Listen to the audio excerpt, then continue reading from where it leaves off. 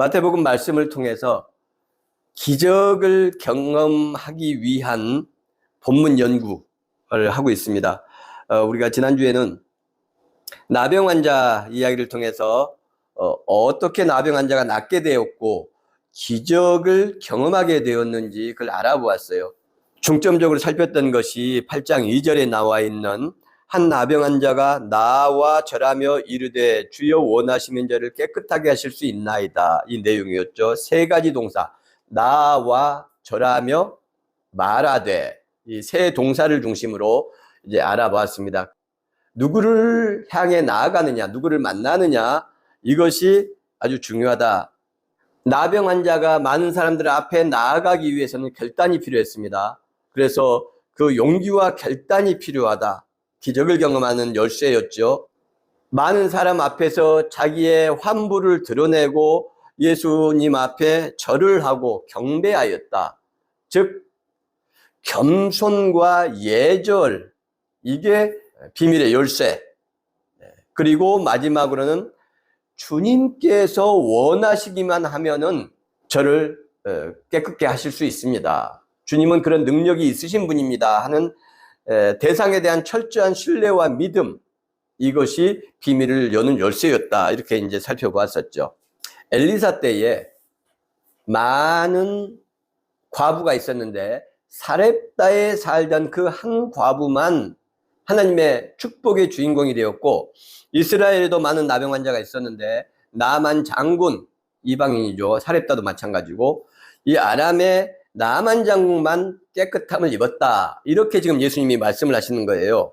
이게 무슨 말씀입니까? 사렙다 과부나 나만 장군을 볼 때 분명히 기적과 축복의 열쇠가 있다는 걸 말씀을 하시는 거예요. 그 비밀이 있다. 이스라엘 사람들, 그리고 너희들은 그 비밀을 알지 못했고 그 열쇠를 가지지 못했기 때문에 기적의 창고를 열 수 없었고 하늘문을 열 수 없었지만, 나만과 사렙다 과부는 그 기적의 열쇠를 가지고 있었기 때문에 축복의 창고를 열 수 있었다. 이 말씀을 하시는 거죠. 그러니까 오늘 말씀을 통해서 이 축복의 열쇠를 갖게 되는, 그 비밀을 알게 되는 놀라운 하나님의 은총이 있기를 주님의 이름으로 축복합니다. 마태복음 8장 5절 말씀을 다시 한번 읽겠습니다. 예수께서 가버나움에 들어가시니 한 백부장이 나와 간구하여, 가버나움은 갈릴리 호수의 북서쪽에 있는 도시였어요. 가버나훔, 나훔이라는 말은 위로라는 말입니다. 그러니까 위로의 마을, 이런 뜻이에요. 위로의 마을. 이 가버나움에는 요한복음에 보면 왕의 신하가 살고 있었고요. 마태복음 9장에 보면 세관에 마태가 앉아 있었어요. 세관이 있었다는 말입니다. 오늘 8장의 본문에 보니까 누가 있습니까? 백부장과 그 부대가 주둔하고 있어요. 세관이 있고 백부장과 로마의 군인들이 100명이 있고 왕의 신하가 있고 또 회당이 있습니다. 상당히 크고 번성한 도시, 소위 그 당시에 잘 나간 도시, 이렇게 이제 말할 수 있는 것이죠. 많은 제자들을 바로 이 가버나움에서 부르십니다. 그래서 이 가버나움은 복음 전파의 전진기지, 베이스 캠프로 삼으시고 이제 활동을 하신다. 이렇게 번창하고 아름다워 보이고 로마 군대가 주둔하고 왕의 신하가 있던 이런 가버나움이 예수님한테 큰 책망을 받죠. 예수께서 권능을 가장 많이 행하신 고을들이 회개하지 아니하므로 그때 책망하시되, 23절 24절, 가버나움아 내가 하늘에까지 높아지겠느냐, 음부에까지 낮아지리라. 내게 행한 모든 권능을 소돔에서 행하였더라면 그 성이 오늘까지 있었으리라. 내가 너희에게 이르노니 심판날에 소돔 땅이 너보다 견디기 쉬우리라 하시니라. 아멘. 세상적 화려함이 신앙적 구원의 조건이 아니다. 세상에서 많이 배우고 돈을 많이 갖고 높은 지위에 있는 것이 오히려 구원에 큰 방해가 된다. 예수님께서 이렇게 어떤 지역을 크게 책망하신 적이 없어요. 그런데 이 가버나움은 그 책망 가운데 있었다. 회개하지 않았기 때문이라는 거예요. 왜 회개하지 않았을까요? 돈과 지식과 세상적 명성이 있으면은 교만해지고 회개하기 어렵습니다. 가난하고 못 배우고 초라하면 덜 교만하죠. 그래서 거들먹거리지 않아요. 그런데 그게 있으면은 회개하기 어려워지고, 회개하지 않는 사람에게는 하나님의 은혜가 임하지 않습니다. 그래서 회개하지 않고 교만한 사람이 지옥을 가는 거예요. 죄를 많이 지은 사람이 지옥을 가는 게 아니고, 교만한 사람, 교만 위에는 하나님의 은혜가 임하지 않아요. 그런데 회개하지 않는다는 것은 교만하다는 이야기죠. 그래서 교만한 사람들에게 은혜가 임하지 않는다. 즉, 은혜가 임하지 않으면 구원받을 수 없고, 구원받지 못한다는 건 지옥 간다는 이야기죠. 그러니까 우리가 죄를 많이 지은 사람이 지옥 간다, 큰 죄를 지은 사람이 지옥 간다, 이렇게 생각하는 건 굉장히 잘못된 거예요. 큰 죄를 짓고 많은 죄를 지었지만 페리의 기도처럼 가슴을 치면서 저를 불쌍히 여겨 주옵소서, 저는 죄인입니다라고 무릎을 꿇을 때 그 겸손 위에 하나님의 은혜가 임하는 거예요. 나병 환자 이야기에서 살펴볼 때도 나병 환자가 절하며 극도의 겸손과 예절을 보였어요. 그러니 하나님의 은혜가 임했고, 육체적으로 구원을 받았을 뿐만 아니라 그 사람의 정신과 영혼까지도 구원을 받았던 것이죠. 이 백부장 많이 나오죠. 이 백부장들은 다 훌륭한 백부장들이에요. 예수님이 운명하셨을 때에 그 백부장은 놀라운 고백을 하죠. 진정 하나님의 아들이었다.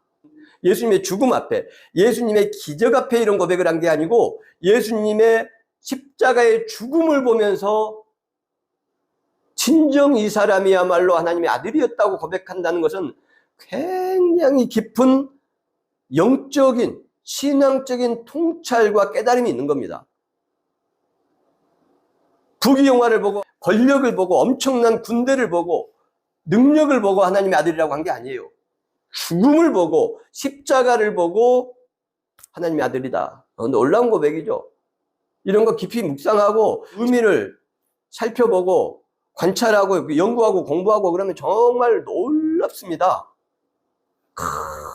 은혜가 물밀듯이 밀려오죠. 이 백부장, 여기서 쓰인 단어는 헤카톤 타르코스. 헤카톤이라는 것은 100, 숫자 100입니다. 그리고 에르코라는 단어, 이것은 지배하다, 통치하다. 100명을 지배하고 통치하는 사람, 그래서 백부장, 군인 장교죠.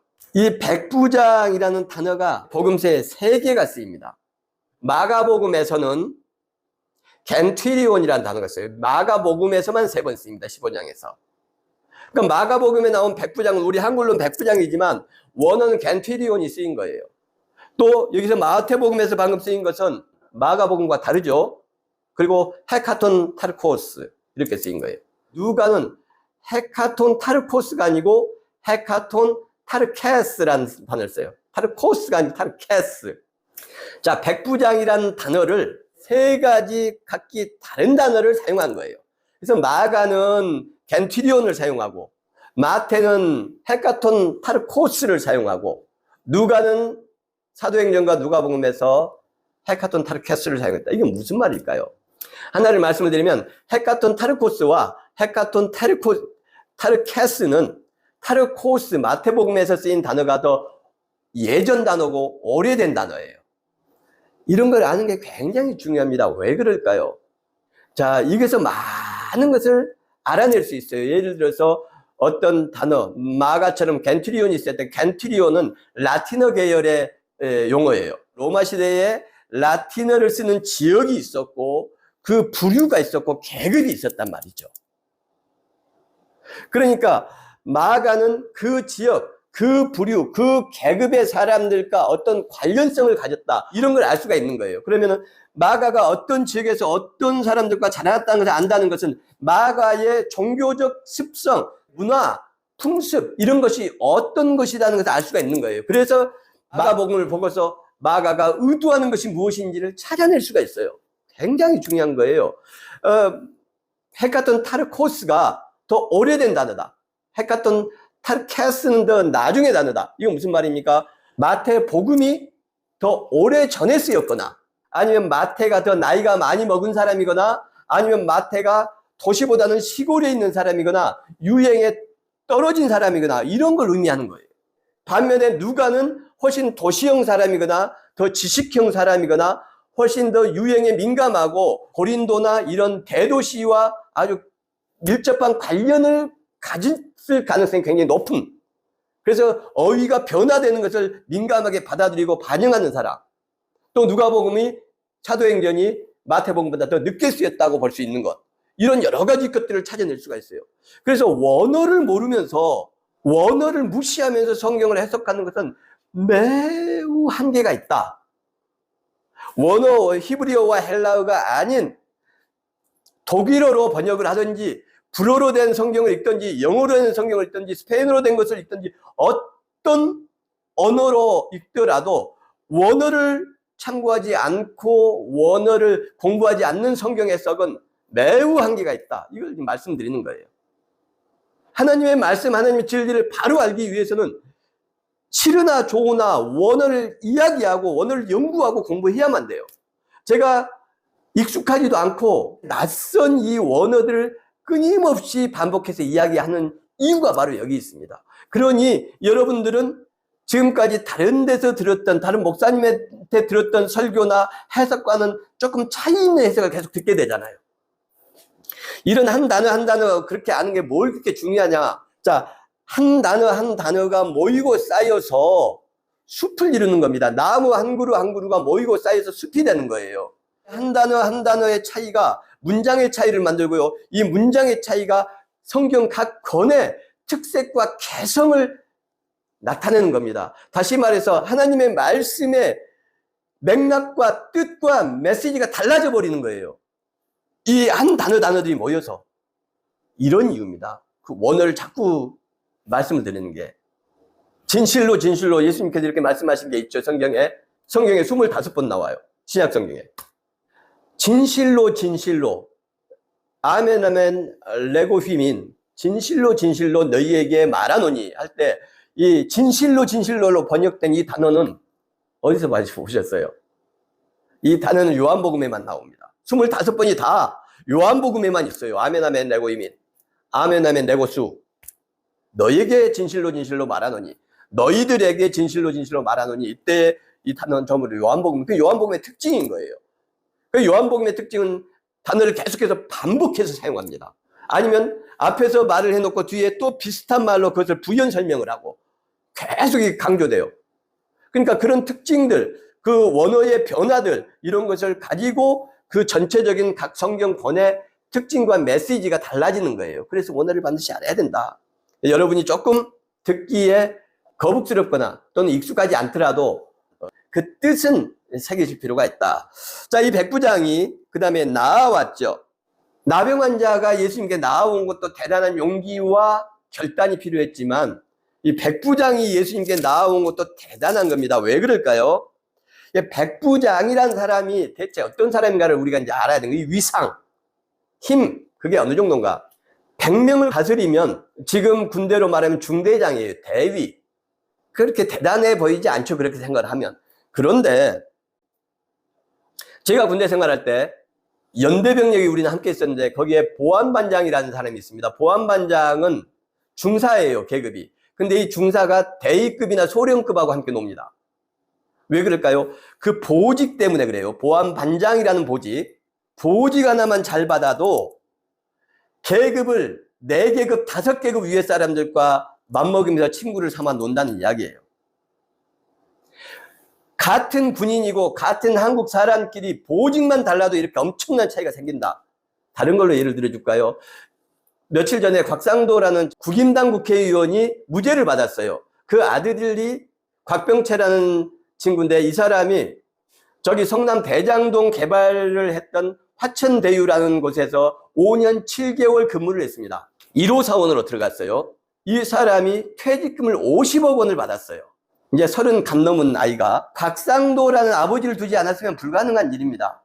퇴직금 50억이 얼마나 큰 돈인지 잘 감이 안 잡히실 거예요. 제가 좀 찾아봤더니 삼성, 현대 이런 대기업 사장들, 부회장들이 20년 이상 근무해도 받은 퇴직금이 30억에서 40억, 45억 정도예요.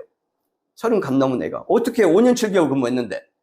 신생회사 1호 차원으로 들어가서 열심히 일했으니까 회사가 돈을 많이 벌었으니까 그럴 수 있지라고 생각하는 분이나 뇌물이 아니라고 생각하는 사람은 심각한 겁니다. 병원에 가보셔야 돼요. 정신적으로 제정신 아닌 겁니다. 진심으로 드리는 말씀이에요. 우리 그리스도인들이 진실과 양심을 가지지 않고 정치적 성향에 따라서 하나님의 말씀보다 자기 정치적 성향을 더 높이 앞세우는 것은 그건 우상 숭배하는 거예요. 전 세계 어떤 회사에서 5년 7개월 근무하는 30 간 넘은 애한테 퇴직금을 50억을 준단 말입니까? 그런 일은 있을 수 없어요. 그런데 곽상도가 무죄가 났어요. 일개 검사 출신 국회의원 아들도 법을 초월하고 상식을 초월하는 이런 대우를 받아요. 그런데 로마는 당시 세계에서 가장 힘센 나라였고 이스라엘은 식민지였죠. 거기에 점령군으로 지금 장교가 와 있는 거예요. 근데 그 사람이 지금 하인을 보낸 것도 아니고 자기 이스라엘 친구들이 많이 있었을 겁니다. 사회적으로 명성 있는 사람들 친구들이 있었겠죠. 그들을 보낼 수도 있었어요. 그런데 이 사람이 직접 왔어요. 놀라운 거다. 예수님은 나이가 많으셨으니까 이제 갓 30 정도 되는 사람이에요. 있을 수가 없는 일이죠. 지배국의 장교가. 여기서 똑같은 나병 환자와 똑같은 축복의 열쇠 역시 두 개가 발견되죠. 하나는 뭡니까? 누구를 향해 나아가느냐. 이 백부장이 예수님을 향해 나아왔기 때문에 그 기적이 일어난 거예요. 백부장이 바리새인을 향해 나아갔거나 대제사장을 향해 나아갔으면 이런 기적은 일어나지 않았다. 누구를 향해 나아가느냐? 예수를 향해 나아가야 된다. 간구하여 이렇게 되어 있죠. 간구하다. 이 파라칼레오라는 단어가 쓰였어요. 파라는 옆, 칼레오는 부르다. 그러니까 옆으로 부르다. 그래서 초청하다. 또는 옆으로 불러서 위로하죠. 위로하다. 또는 괜찮아, 힘내, 잘할 수 있어, 너 충분히 잘했어, 이렇게 격려하다. 그래서 격려하다 이런 뜻이 있어요. 그러니까 근본적인 의미는 파라라는 옆이란 단어와 칼레오, 부르다는 단어, 이 두 단어가 합쳐진 거죠. 그러니까 다른 의미로는 내가 죽어가는 사람이라고 치면 파라칼레오를 썼어요. 내 옆으로 누구를 불렀어요. 그러면 살려달라는 말이 되는 거죠. 내가 죽어가고 있기 때문에, 힘들기 때문에 뭔가 부탁을 해야 될 것이기 때문에. 그래서 곁으로 부른 거예요, 이 백부장이. 그러니까 이건 초대한 게 아니고 7절에 내가 가서 고쳐주리라 했더니 8절에 저희 집에 오시는 것을 제가 감당하지 못하겠습니다, 이렇게 거절을 하잖아요. 그러니까 이 파라칼레오는 집으로 초대한 게 아니고 간청하다, 간구하다라는 의미로 쓰인 거예요. 옆으로 불렀는데 자기가 엄청난 어떤 어려움이 있기 때문에 상대방을 부르면 저를 도와주십시오 하는 게 되는 거잖아요.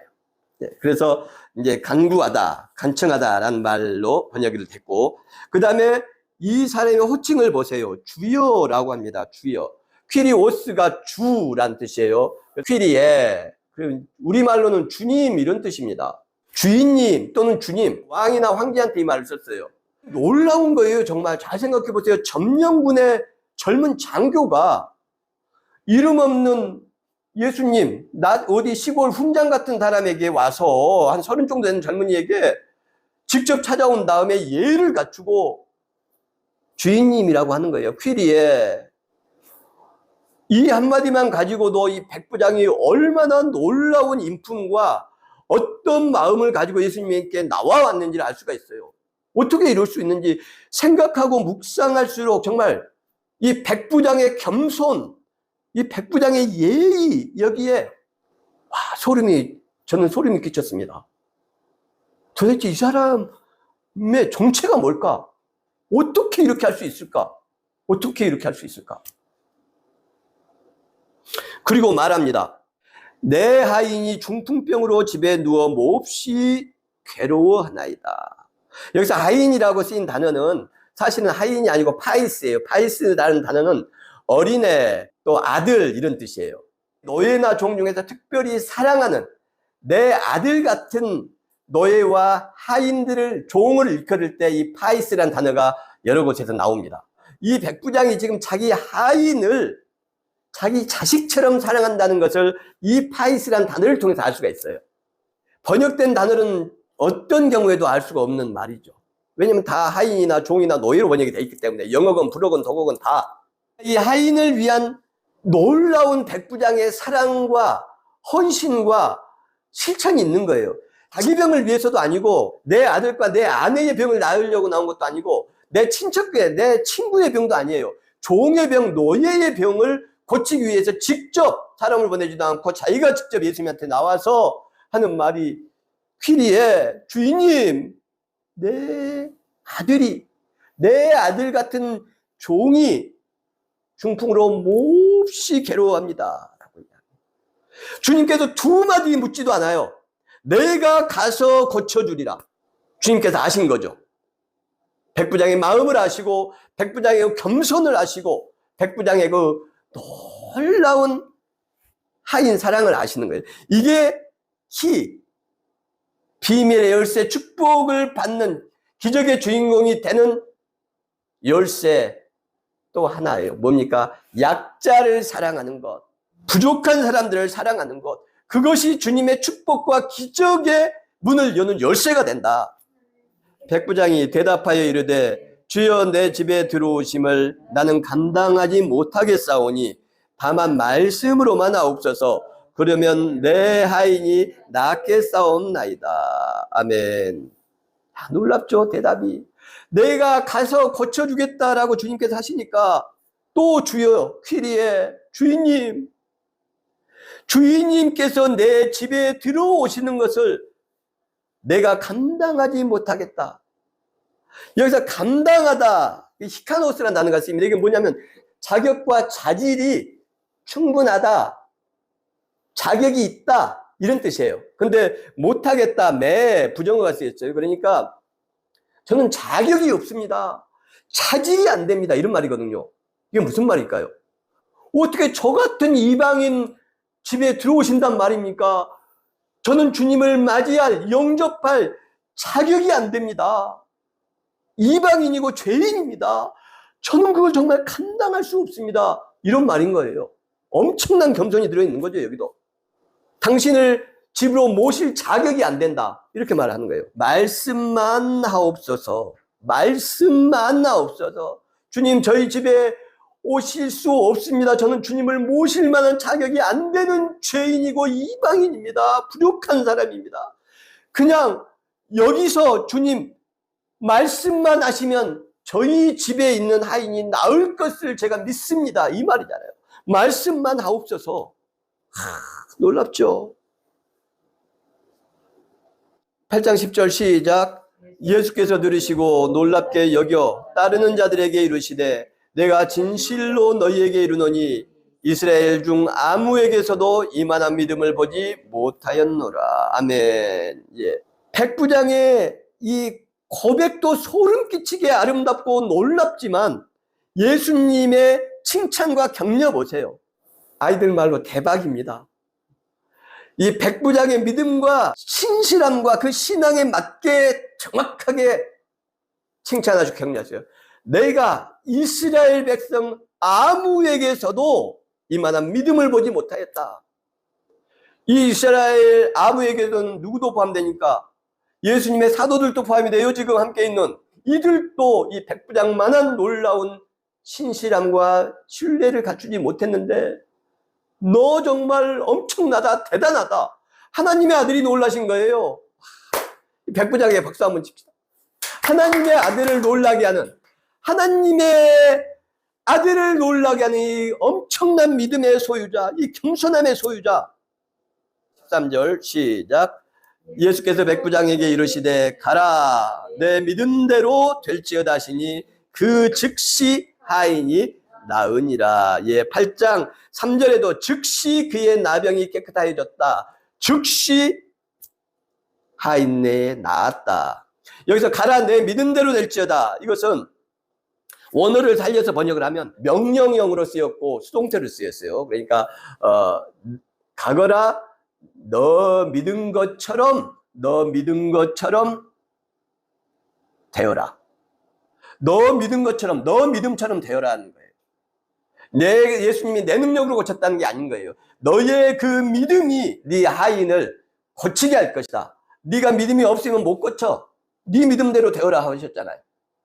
근데 그 믿음이 충분하고 넘쳤기 때문에 주님께서 너 믿음대로 되어라. 즉시 나았다는 거죠. 주님의 일하심을 또 볼 수 있어요. 분명히 주님의 능력으로 고친 겁니다.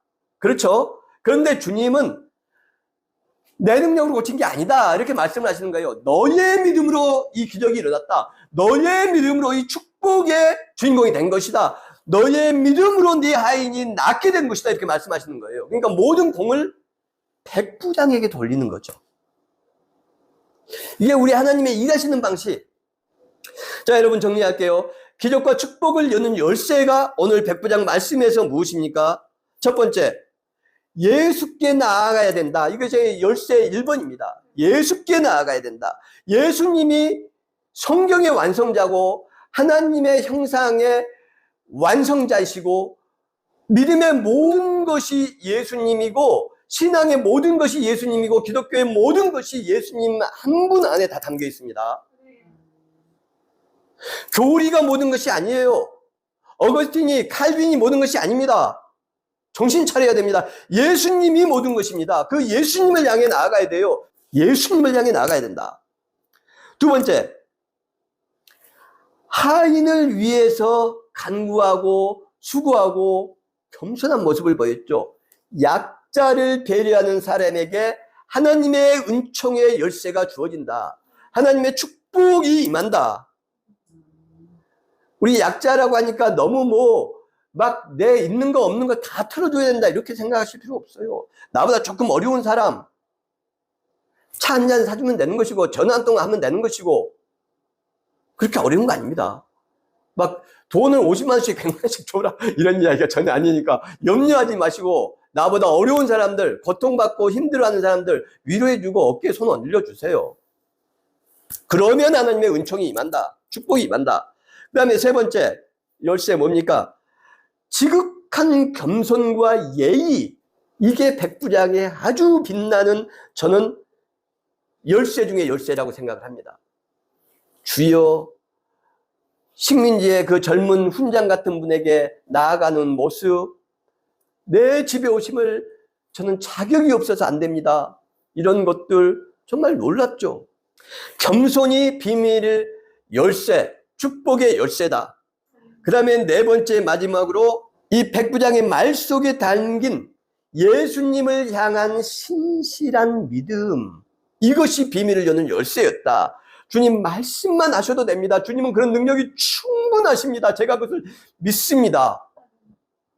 저는 그 주님을 찾아온 것입니다 라고 말할 때 주님께서 가거라, 내가 믿는 대로 믿은 것처럼 되어라, 이렇게 축복 말씀을 하신 것이죠. 자, 백부장의 주님이 우리의 주님이에요. 백부장의 하나님이 우리의 하나님입니다. 백부장의 예수 그리스도가 우리의 예수 그리스도예요.